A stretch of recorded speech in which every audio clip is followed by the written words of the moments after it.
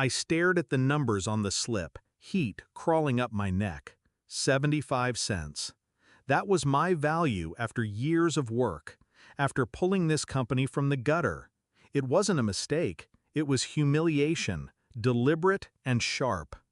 My so-called boss leaned back in his leather chair when he handed it to me, eyes gleaming with the kind of cruelty men use when they think they've already won. "Market's tough," he said.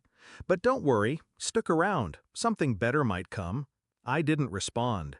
He thought silence meant defeat. It didn't. It meant calculation. Years ago, when I joined the firm, I admired him. Sharp dresser, silver tongue, a man who claimed loyalty mattered more than profit. He'd shake your hand and look you in the eye, and you'd believe him. I did. I believed him when he said we were building something together. I believed him when he promised, "Your sacrifices won't go unnoticed." I believed him enough to work nights, to miss dinners with my mother when she was still strong, still laughing. Now she lay in a hospital bed, wires clinging to her frail body like parasites. Bills stacked on my counter like bricks pressing against my lungs. And this man, this snake, handed me humiliation on company letterhead. I noticed the shift months before. My projects reassigned, invitations to meetings lost, new hires seated above me, smirking with their quick promotions. But the pay stub? That was confirmation. This wasn't neglect, it was war. And he didn't know I'd already dug the trenches. Years back, when I first started, I'd been the one to design the financial systems, routing, reporting, tracking. My fingerprints were on every ledger, every wire transfer, every shadow account created for tax efficiency. He thought I walked away from that code when I got promoted. He thought wrong.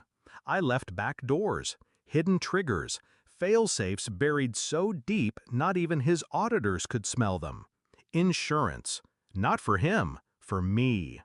So when I opened that pay stub, I didn't rage, I didn't argue. I nodded, pocketed the insult, and walked out of his office like a beaten man. He smirked at my back. Good, let him. That night I went home, sat beside my mother's bed, and held her fragile hand. Machines beeped rhythmically.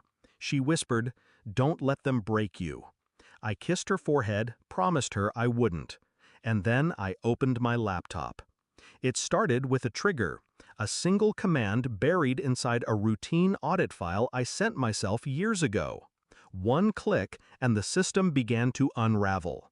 Not chaotically, not carelessly. Controlled. Surgical. Money moved quietly, in patterns designed to look like his own hand pulling the strings. Shell accounts. Offshores, fake contractors with names borrowed from obituaries. Each transfer small enough to slip beneath alarms, large enough to build momentum. I watched numbers shift like tides. 1 hour later, $1.2 million bled from his empire into my web. The calls started soon after. First, his assistant, voice shaky. "There's an issue with payroll, some discrepancies." Then him. His voice was steady, but I could hear it, the faint tremor of a man who feels the floor cracking. "Did you touch the system?" he demanded. I let the silence stretch until it stung. Then, "I only make 75 cents an hour, remember?" Click. The beauty of a trap is timing. You don't spring it too fast. You let them crawl inside, get comfortable, feel safe. So I didn't take everything at once. I let more bleed, hour by hour. His safety net shrinking while he scrambled to find the hole. Each morning I showed up to work, face blank, tie straight. He avoided my eyes now, consumed by panic. His swagger cracked, his voice sharper with everyone else. I watched, waited. The confrontation came sooner than I expected. He stormed into my cubicle, sweat on his forehead. "You think you're clever," he spat. "You'll go down with me if you play this game." Finally, I looked him in the eye. Calm, steady. "I'm already down. You put me there." His face twisted, but I saw it, the flicker of fear behind his rage. He didn't know what I'd taken, how deep it went, or how much more I could pull. That uncertainty was my weapon. I didn't bankrupt him in one stroke. That would have been mercy. I made him bleed slow. Accounts frozen without warning. Partners backing out of deals. Regulators sniffing around transfers that looked suspiciously like fraud. He didn't know the half of it was staged. And through it all, I kept my mask. The underpaid, overlooked worker. Invisible. The perfect ghost.